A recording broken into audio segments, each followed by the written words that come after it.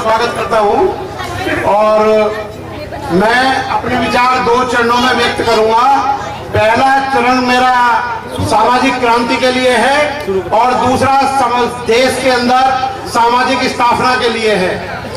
पहले मैं आप लोगों को बताना चाहता हूं कि देखिए, ये जो भी सामाजिक समानता के लिए देश के अंदर त्याग किया जाता है, उस सामाजिक समानता को लाने के लिए आपके पास में बाबा साहब का एक विपन है, एक हथियार है, वो है आपके वोट का अधिकार, जो आपके लिए हर जुर्म के लिए एक एंटीडोट है, जो हर जुर्म को रोकता है।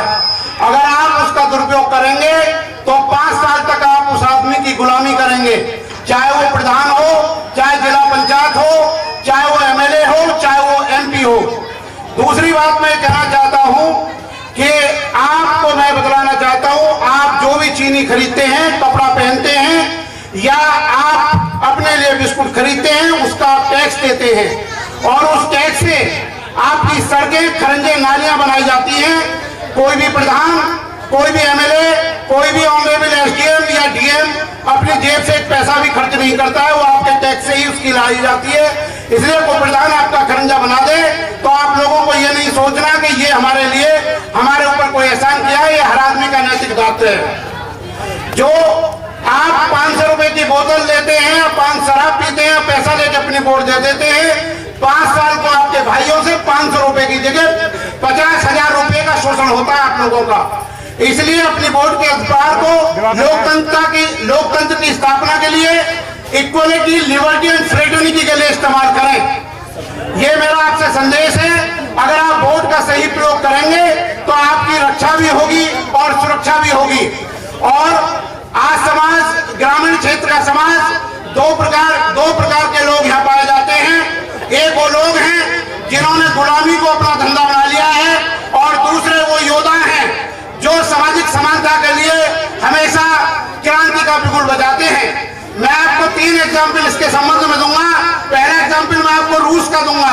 रूस के वैज्ञानिकों ने एक एक्सपेरिमेंट किया, एक प्रयोग किया, जिसके तहत उन्होंने एक ठंडे पानी के अंदर, एक गर्म पानी के अंदर एक मेढक को रखा और मेढक उछल के एक साइड जा पहुंचा। दूसरे एक्सपेरिमेंट में उन्होंने एक ठंडे पानी के अंदर मेढक को रखा और धीरे धीरे गर्म करा। धीरे धीरे गर्म करने के बाद वो मेढक वहीं मर गया।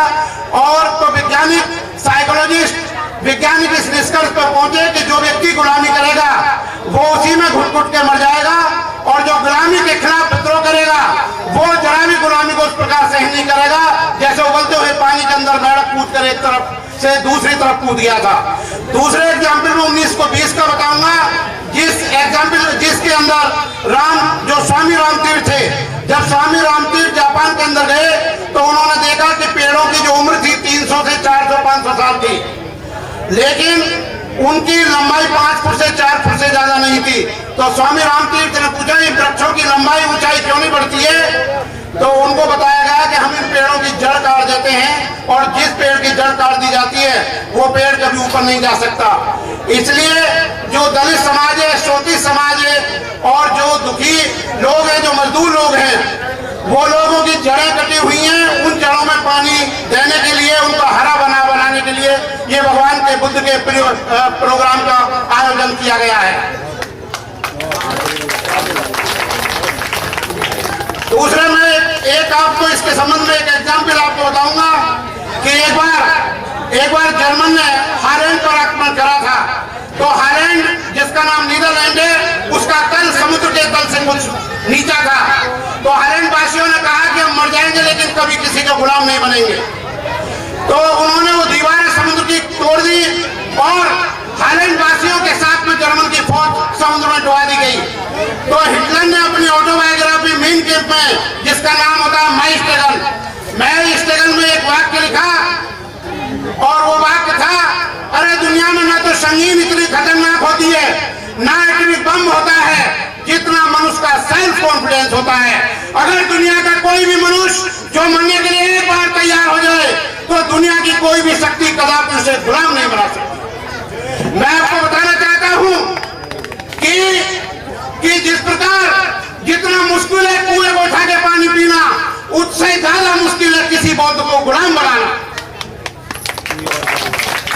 हिमालय से गिरने वाली कोई धारा को दुनिया की कोई भी ताकत समुद्र में मिलने से नहीं रोक सकती। उसी प्रकार इस देश के दलितों को, शूद्रों को, शुल्काष्टों को, बहुजन समाज को दुनिया की कोई भी ताकत बौद्ध धर्म में नहीं आने से रोक सकती है। और भगवान बुद्ध पहले व्यक्ति थे जिन्होंने देश के अंदर गुलामी खत्म करी थी। और मैं आपको बताना चाहता हूँ, बुद्ध का एक वाक्य है जो जापान के एक मंदिर पर लिखा है, अगर मैं अपनी उंगली से तुम्हें चंद्रमा को दिखाता हूँ तो तुम चंद्रमा को देखो, किसी की उंगली मेरी उंगली को मत देखो। मैं मार्ग दाता हूँ, मैं मोक्ष दाता नहीं हूँ। इसलिए बुद्ध का जो धर्म है वो वैज्ञानिक धर्म है। बुद्ध का जो धर्म है वो मानवता का धर्म है। बुद्ध का जो धर्म है वो देश के अंदर इक्वलिटी, लिबर्टी एंड फ्रेटर्निटी स्थापित करने के लिए है। इसलिए बुद्ध ने कहा कि मेरा धर्म एक बेड़े की तरह है जो इन दुखों को पार करने के लिए, सर पर ढोने के लिए नहीं है। इसलिए ग्रामीण में एक खास मैंने जो प्रधान हमारे सोनू प्रधान जी हैं, उन्होंने प्रोग्राम में बड़ा एनर्जेटिक होकर सहयोग दिया। अलीपुरा से हमारे रविंद्र प्रधान जी हैं, जरा एक बार खड़े हो जाए हमारे सोनू प्रधान जी, रविंद्र प्रधान जी और मुरारी प्रधान जी। जरा लोग देखें कि लोगों ने कितने आसपास के गांवों को लोग लेके आए हैं। और हमारे काफी प्रधान जी जो हमारे विजयपाल प्रधान जी हसनपुर जहांगीर से आए हैं और हमारे काफी साथी आए हैं। ये प्रोग्राम मैंने कुछ विशेष शिक्षित चीजों से करा है। पहली बार तो मैं आपको ये बात बताना चाहता हूँ कि अगर किसी भी आदमी का हमें दाह संस्कार करना है तो हमें राम नाम सत्य नहीं कहना है, क्योंकि राम का नाम सत्य नहीं है। अगर राम का नाम सत्य होता तो फिर उसके जन्म पे भी हम कहते भाई राम नाम सत्य, उसके शादी ब्याह में हम कहते राम नाम सत्य। लेकिन आपको यह कहना चाहिए कि बुद्ध का नाम सत्य है, बुद्धि सत्य है। बुद्धं शरणं गच्छामि, धम्मं शरणं गच्छामि, संघं शरणं गच्छामि। और भगवान बुद्ध की जय हो, इस तरह के नारों को ले जाते हुए हमें सभी तरह को ले जाना चाहिए। दूसरा मैं एक बात और आपको कहना चाहता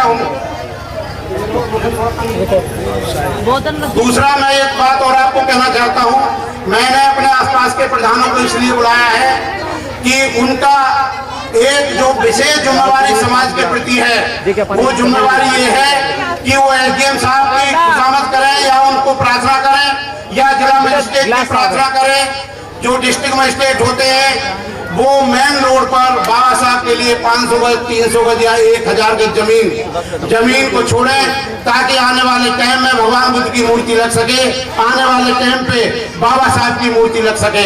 इसलिए मैंने सारे प्रधानों को, हमारे सिकंदराबाद क्षेत्र के अंदर 17 प्रधान है, मैंने सभी को आमंत्रित किया है। भगवान बुद्ध की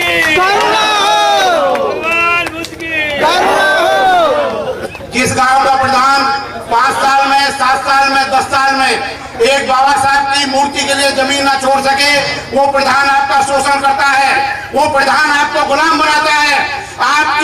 आपका मेरुदंड टूट गया, आपका खून का प्रवाह रुक गया है। ऐसी कौमें अक्सर नपुंसक हो जाया करती हैं जो अपने अधिकार के प्रति सचेत नहीं होती। The man who does not respect your right, he does not respect you as a human being. वह मनुष्य जो आपके मिलने वाले अधिकार का सम्मान नहीं करता, वो मनुष्य आपको गुलाम बनाना चाहता है। इसलिए मैं आपको एक और बात कहना चाहता हूँ इस संबंध में कि देखिए, आप लोगों का ये बिल्कुल, हम जो 12 गांव में, 30 गांव में, 56 गांव हैं, हम इस संबंध में जो बातें करते हैं और उन लोगों को हम एकत्रित करते हैं मृत्य भोज में। वो मृत्य भोज मैंने इसलिए सब लोगों को बुलाया, प्रधान जिम्मेवार लोगों के, ये काम बंद होना चाहिए। और आप एक खास बात ये देखिए कि अरे चाहे 2 मिनट को रोक दे, बाद में 2 मिनट को। एक खास बात ये है कि आप लोग बहुत ध्यान से सुनिए कि हम लोग मित्र, जब मृत्यु किसी की होती है उसके खाने के लिए 10 गांव 30 गांव के लोग चले जाते हैं। जब उस गांव में उसको पीटा जाता है, जब क्यों नहीं जाते हैं? हमें जब भी जाना चाहिए। तो ये समझ लो कि ये जो प्रोग्राम है ये आपको मार्ग दिखाने के लिए है कि ताकि आप गर्दन ऊंचा करके चलें। ये प्रोग्राम इसलिए है कि आप गुलामी की जंजीरों को तोड़ दें।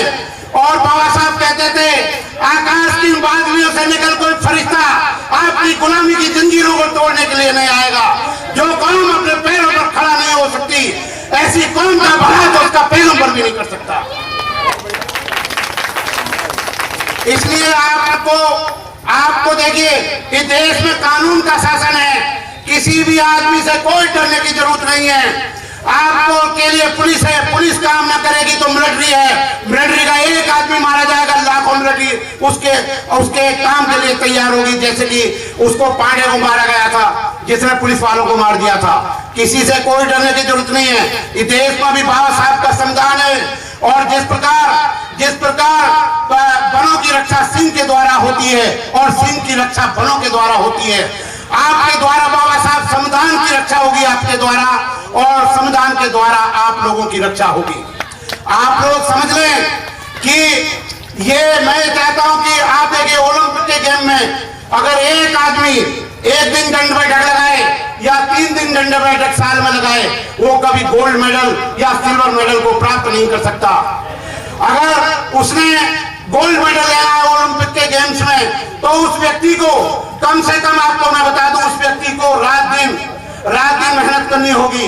इसलिए आप 14 अप्रैल के चक्कर में, बुद्ध पूर्णिमा के चक्कर में साल में 365 दिन में 2 दिन प्रोग्राम ना करें, बल्कि मैं मुरारी प्रधान जी से कहूंगा, मैं सुनील प्रधान जी से कहूंगा, मैं जो हमारे बेलाना से लोग आए हैं या हमारे जो अलीपुरा से प्रधान आए, मैं उनसे कहूंगा कि आप लोग महीने में कम से कम एक बार प्रोग्राम करिए, चाहे पानी भी करी प्रोग्राम हो,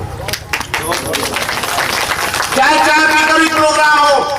ये तथागत बुद्ध की, आप देखिए हम कोई नया धर्म नहीं अपना रहे, ये हमारे पूर्वजों का धर्म है। आप अपना जाइए ब्लड चेक करवाइए, आप देखिए जितने भी लोग हैं उनके ब्लड का जो सैंपल है वो उनका बी और बी पॉजिटिव है। ये सिद्ध करता है कि आप बौद्ध धर्म के नहीं हैं। जितने मुस्लिम भाई हैं वो सब पहले बौद्ध थे, उनका ब्लड ग्रुप बी है और बी पॉजिटिव है। मैं आपको बता रहा हूं, आप आशावान बनिए, जीवित बनिए। आप सूरजमुखी के फूल को देखते हैं तो सूरजमुखी के फूल को देखते हैं, जिधर सूरज घूमता है उधर सूरजमुखी का फूल घूमता है, और जब सूरज बादलों में छिप जाता है तो सूरजमुखी का पता है फूल का चेहरा किधर होता है, एक दूसरे के सामने होता है। आप आशावादी बनिए। ओलंपिक के गेम्स में जब आदमी तीरंदाज निशाना लगाता है तो वो उसके निशाने टारगेट से थोड़ा ऊपर उठ के निशाना लगाता है, ताकि पृथ्वी की ग्रेविटेशनल जो फोर्स है वो उस तीर को नीचे खींचती है, ताकि तीर सही निशाने पर जाके लगे। आप जब भगवान बुद्ध के प्रोग्राम को करते हो, बाबा साहब के प्रोग्राम को करते हो, तो आपका अंदाज बहुत ऊंचा होना चाहिए। ये श्रेष्ठ धर्म है, ये आपके पूर्वजों का धर्म है, क्योंकि भगवान बुद्ध ने कहा था, जिस प्रकार विभिन्न नदियां नाले समुद्र में आकर अपने अस्तित्व को खो देते, उससे नदी और नाले के नाम से नहीं जाने जाते, उसी प्रकार विभिन्न जातियों के, विभिन्न धर्मों के लोग जब बुद्ध के धर्म में आ जाते हैं तो संघ के नाम से जाने जाते हैं, उस जाति और धर्म के नाम से नहीं जाने जाते हैं। तो मैं आपको कहूंगा कि मेरे सभी साथी हाथ उठाकर इस बात का प्रण करें कि किसी भी काल्पनिक देवी और देवता की पूजा नहीं करेंगे, क्योंकि जब हाथ उठाकर इस बात का सब सहयोग करें, हाथ उठाए कि किसी भी काल्पनिक देवी देवता की पूजा नहीं करेंगे, मानवता की पूजा करेंगे। हाथ उठा के रखे हैं टीवी वालों के, आपके तरफ सबके चैनल्स हैं। और मैं आपको बता दूं कि दुनिया के अंदर बुद्ध से कोई बड़ा वैज्ञानिक धर्म नहीं है। जिस प्रकार सोने की परख उसे काट कर की जाती है, रगड़ कर की जाती है, पीट कर और घिस कर की जाती है, उसी प्रकार बाबा साहेब डॉक्टर अम्बेडकर ने इस धर्म को हर एंगल से जांचा है, परखा है। इसमें कोई संदेह करना, कोई भी संदेह करना, मैं आपको कहूंगा कि ये एक प्रकार की गद्दारी होगी। और बुद्ध कहते हैं कि किसी बात को मैं कहता हूं तो उसे इसलिए न माने कि मैं कहता हूं। जब तक कोई बात आपकी बुद्धि और तर्क की कसौटी पर सही ना उतरती हो तो आप उस बात को हरगिज न माने। धर्मों के इतिहास में किसी भी धर्म के चलाने वाले में इतना साहस नहीं हुआ कि वो ये क्वेश्चन कर सके कि हमें अपनी बुद्धि का प्रयोग करना है। मैं किंग फ्रेडरिक मार्टिन लूथर का एक बहुत कीमती बयान है, उसे आप ध्यान से सुनिए। वो कहते हैं कि सज्जन के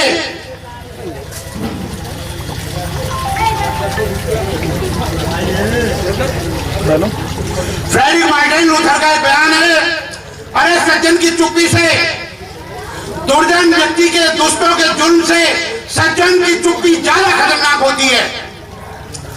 दुर्जन के बुरे कर्मों से दुष्ट लोग जो अत्याचार करते हैं उससे ज्यादा सज्जन व्यक्तियों की चुप्पी ज्यादा खतरनाक होती है। क्योंकि आदमी सोचता है मैं तो सीधा आदमी हूं, मैं एक अच्छा आदमी हूं। इसी पर जो है एक उन्होंने जो फ्रेडरिक अपना बेंडार्ड रसेल है उनका एक स्टेटमेंट है, the harm that the good people do, वह नुकसान जो अच्छा आदमी करता है। अच्छा आदमी क्या नुकसान करता है? एक के घर में डकैती पड़ रही है, अच्छा आदमी कहता है इसके घर में डकैती पड़ रही है, मेरा क्या लाभ देना। एक औरत के साथ में बलात्कार होता, अच्छा आदमी कहता है मेरा क्या लेना देना। एक आदमी को पीटता आदमी बिना मतलब के, तो कहता है मेरा क्या लेना देना। जो औरतें 250 रुपए में यहाँ पर धान की फसल करके मजदूरी करती है वो भी एक प्रकार की गुलामी कर रहे हैं। ये टेक्निकल काम है।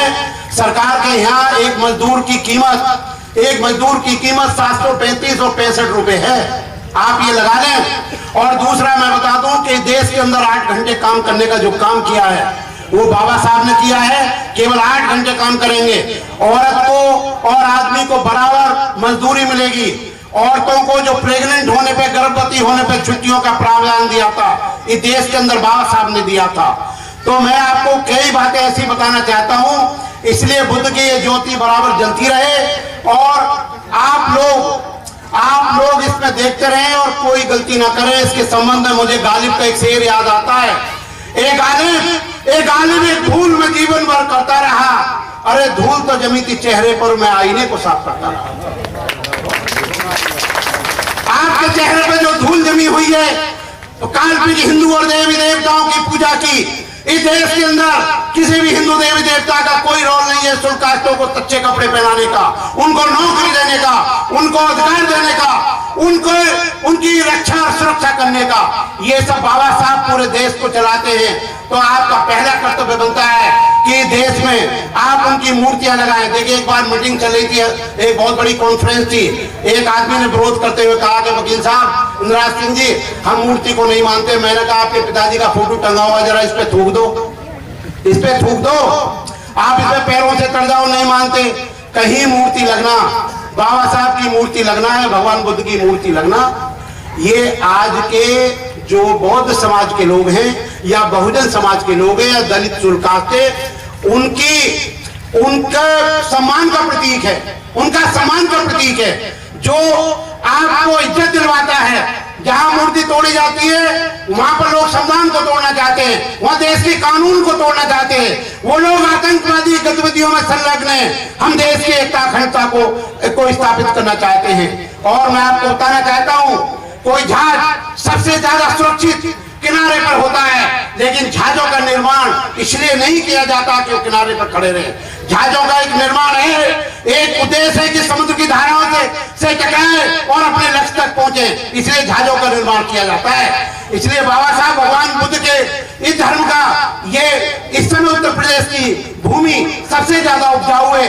दिन रात बौद्ध धर्म का आप जहां भी बीज डालोगे वहां पर ही बीज होगा और दुनिया की कोई ताकत आपको झुका नहीं सकती। इस धर्म के फैलाने के लिए आपकी दूरदृष्टि चाहिए, पक्का इरादा चाहिए, अनुशासन चाहिए। दुनिया की कोई भी ताकत आपको झुका नहीं सकती। वे लोग जिन पर सदियों से जुल्म, सितम, अन्याय और अत्याचार किया गया है, ऐसे लोगों के लिए तथागत बुद्ध का धर्म एक औषधि के रूप में सुझाया जा सकता है। वक्त कम है, हमारे यहाँ पर श्रोता बहुत कम है, वक्ता बहुत ज्यादा है। मैं अंत में एक शेर कह के अपनी बात खत्म करूंगा और मैं हमारे मुरारी प्रधानों की तरफ से थोड़ा बोलेंगे। मैं 5 मिनट उनसे कहूंगा। इसके अलावा हमारे डॉक्टर वीरेंद्र सिंह मेरे साथी वकील दिल्ली में है, मैं उनसे कहूंगा 5 मिनट वो भी बोले। हमारे वीरेंद्र जी बहुत क्रांतिकारी है और मैं कहूंगा कि वाल्मीकि समाज से हैं जो बहुत ही ज्यादा क्रांति लाते हैं। करेड़ा वाले कांड में इन्होंने बढ़ चढ़कर जो गाजियाबाद के खिलाफ बौद्ध धर्म को बनाने के लिए काम किया था। मैं एक शेर कहकर अपनी बात खत्म करता हूँ। अरे न तरफन की अर्जी है, अरे न तरफन की अर्जी है, न तरफन की अर्जी है, घुट घुट के मर जाए ये मर्जी मेरे सयाद की है। न तरफन की अर्जी है न फरियाद की, घुट घुट के मर जिए मेरे सयाद की। जय भीम, नमो बुद्धाय। मैं मोरारी प्रधान जी नौड़ा के वकील भी हैं, चतुरा के प्रधान भी हैं। सभी प्रधानों की तरफ से 5 मिनट संदेश देंगे। और press the bell icon on the YouTube app and never miss another update.